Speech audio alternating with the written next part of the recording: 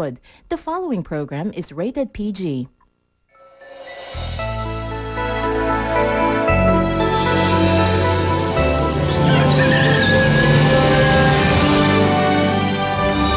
Mabel, may engagement party ka pa, ha? Pwede naman. Kasalang kagad ito, ah. Chang, si Henry pong may gusto nito. Gusto daw po niya ako ipakilala sa pamilya niya at sa mga kaibigan niya.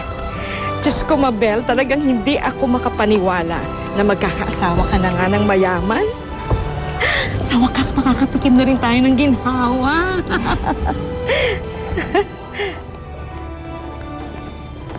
Oh, bakit? Naalala ko lang po si Inay at si Itay.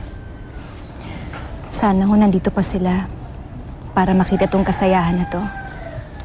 Mabel, saan man naroroon ang tatay at nanay mo ngayon, sigurado ako maligaya sila para sa'yo. At saka, ikaw pa ba naman, Insan? Ikaw pa ba naman ang malulungkot? Ang swerte-swerte mo nga dito kay Henry. Diyos ko, daig mo pang nanalo sa loto. Hindi ka naman tumataya. At saka, Talaga to si Doris, oh. Diyos ko, daig mo pa si Cinderella nito, no? Sabi ko naman sa'yo, Doris, kung minsan ang mga fairy tales, nagkatotoo yan. Tsaka isa pa, ang Prince Charming, totoo rin yun. Naku, ako kaya. Kailan ko kaya makikita yung Prince Charming ko? Ay, Mabel. Ang bilambyanan mo. Hello po, Doña Amparo. Hi. Good afternoon po, Doña Conching. Magandang hapon po.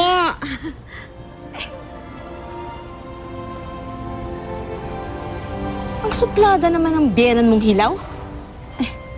Fairy tales nga eh. Siyempre may mga bruha.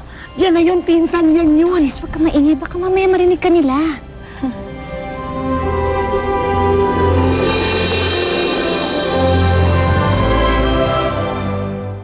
Darling Ampi, para namang hindi mo alam, poor girl like Mabel, target na naman pangasawa mga tulad ni Enrico.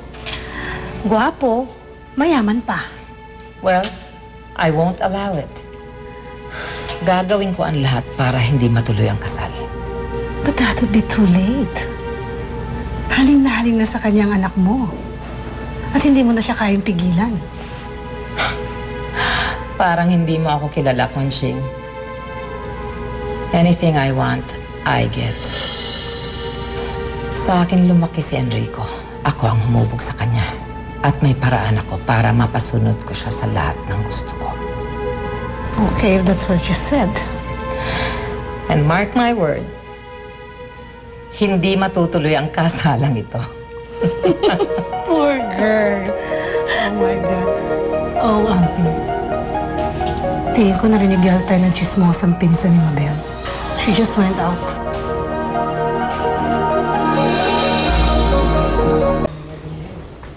Doris, baka naman mali yung dinig mo. Hindi. Bingi? Hindi. Tama. Kasi nakita-kita ko. At dinig na dinig ko ang mga pinagsasabi niya. Ang sabi niya, mark my word, hindi matutuloy ang kasal nila. At itagam sa bato. Itagam sa bato na hindi makakapag-wedding gown ang Mabel na yan. Ang kapal na mukha ng babaeng yun, ah! Chang, saan mo kayo pupunta? Saan pa? Di ko kumprontahin kung bruhang yun! Silipan niyo nga ako! Sandali pa. Sabi niyang babaeng yan! Si Enrico po. Mabel si Enrico. Sabihin mo nga yung mama mo, ha? Sumusobra na siya! Chang, tama na po. Why? What's going on? Ano ka ba, Mabel? Ha?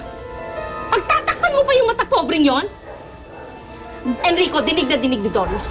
Sinabi ng mama mo na hindi matutuloy ang kasal ninyo. Pipigilan niya ang kasal ninyo. At kahit dumanak pa ng dugo, hindi matutuloy ang kasal ninyo. Yun ang sinabi niya. Enrico! Enrico! Teka muna, pabayaan mo siya. Diyan ka lang. Oo nga. I'm talking to you. Totoo ba? Oo. Totoo. Kapal talaga ng mukha. Pero iba ang pinag-uusapan namin ni Conching. Yung character sa isang libro na binabasa ko, hindi si Mabel. Right, Conchie? Yes. Classic novel of Thomas Hardy. Actually, I have it with me.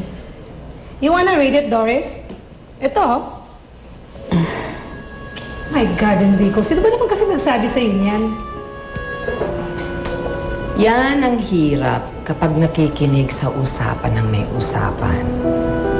Tuloy, mali ang mga impormasyong nasasagap. Oh, exactly, Ampi.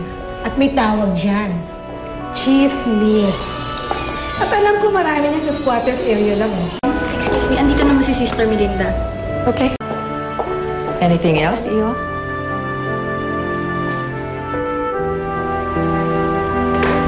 Excuse me.